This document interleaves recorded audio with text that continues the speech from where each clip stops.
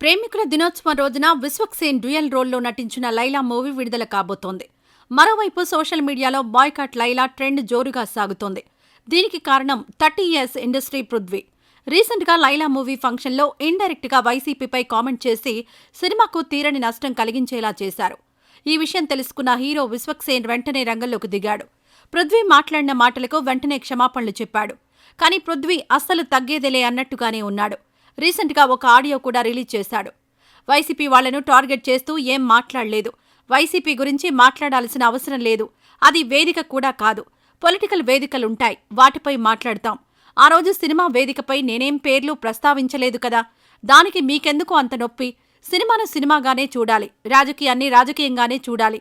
విశ్వక్సేన్కు మంచి హిట్ రావాలని అన్నాను. మాట్లాడి వచ్చేశాను. ఆ మాత్రం దానికే సినిమాను నిషేధిస్తామని అనడం చాలా తప్పు. బాయ్కాట్ లైలా అంటే జనం సినిమా చూడ్డం ఆపేస్తారా? లైలా సినిమా పెద్ద హిట్ అవుతుందని ఛాలెంజ్ చేశాడు పృథ్వీ. ఇక ఈ కామెంట్స్తో ఈ వివాదం మరింత రాజుకుంది. పృథ్వీ మాట్లాడిన ఈ ఆడియో మెసేజ్ సోషల్ మీడియాలో వైరల్ అవుతోంది.